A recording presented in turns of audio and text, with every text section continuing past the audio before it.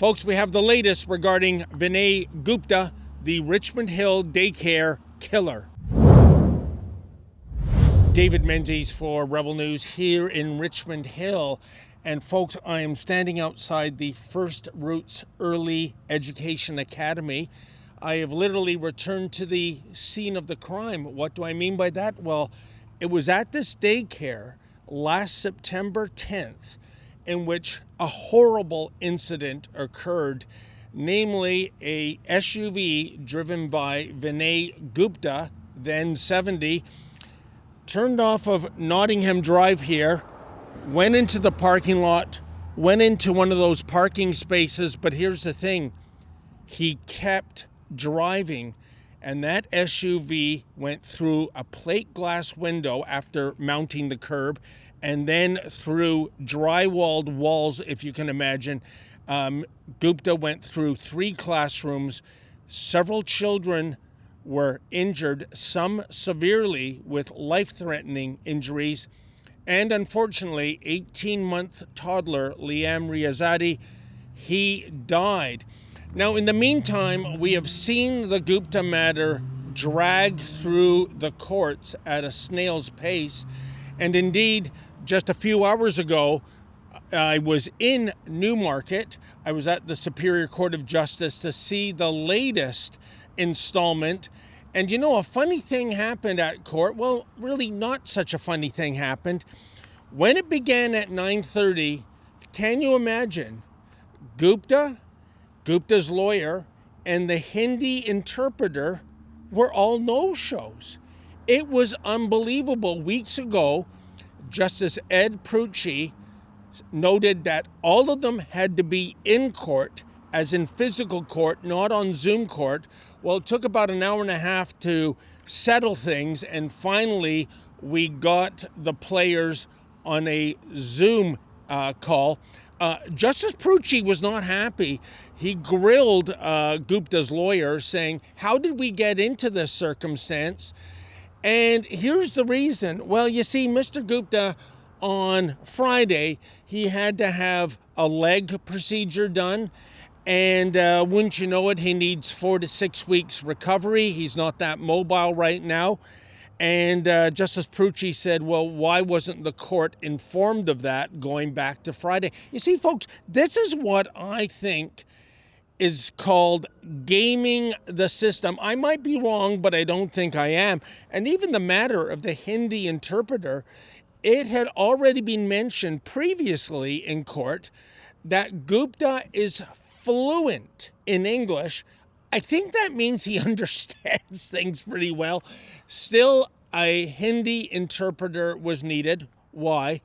Well, I can tell you what came out of that court appearance via Zoom, finally, when things did proceed, was the following. Now, I'm going to read from the Motor Vehicle Collision Reconstruction Report that was presented by the Crown. First things first, we go back to September 10th, 2025. The weather was sunny and the temperature was 22 degrees Celsius. The parking lot was paved asphalt and in good condition, and it was dry and clear at the time of the incident. So certainly weather was not a factor. And when Gupta drove his large Hyundai Ioniq 9 SUV into the daycare center, once he went through the plate glass window, it was traveling at 15 kilometers an hour, eventually slowing to 11 kilometers an hour by the time he hit the 3rd classroom.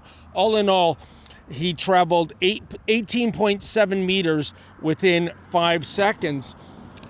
This is interesting. Tire marks located just prior to the entry point indicated an acceleration resulting from the spinning of tires. There was no evidence of braking by the Ioniq. As seen in the CCTV video footage, the rear brake lights never illuminated. Also, it doesn't look like this was any kind of mechanical failure. It was noted by the Crown that as of February 2025, More than 14,000 Hyundai Ioniq 9s had been sold worldwide. No safety recalls had been issued. As well, the Ioniq 9 in question was virtually brand new. There was less than 3,000 kilometers on the odometer. And when Gupta spoke to police, he said he had been trying to stop the vehicle. He said he was pressing on the brake pedal, but the brake pedal wasn't working. Well, the evidence indicates he was not pressing on the brake pedal. Rather, he was flooring the accelerator, and that's how the vehicle never stopped once he hit the curb, hit the windows, and even hit several walls. Now, as I mentioned, 18-month Liam Riazati died as a result of this horrific incident. Other children were very badly hurt.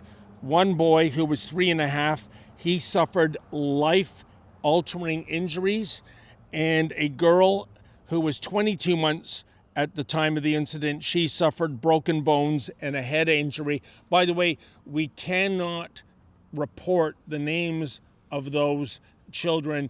There is a publication ban in place that prohibits identifying who they are. Nevertheless, Gupta has pled guilty. There will be another court appearance. This time it'll be for sentencing. That will be on December 8th, again in Newmarket Court. It is expected to be quite the day, as there will be victim impact statements read aloud. And I can just imagine what some of the family members would have to say about this.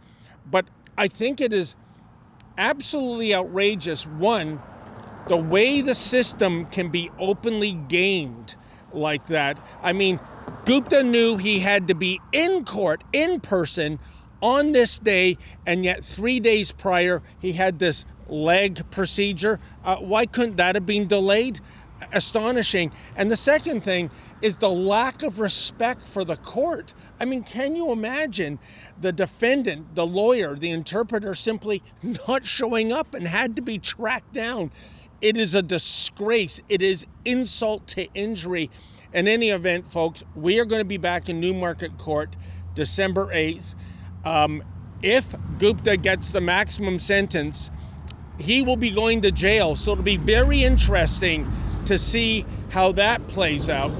Now, one final thing I want to point out, the parking lot of this daycare looks very different from what it looked like back on September. As you can see, folks, along the sidewalk in front of the daycare, there are these metal bollards that are, well, they're there to prevent something like a Mr. Gupta driving a large SUV into the daycare.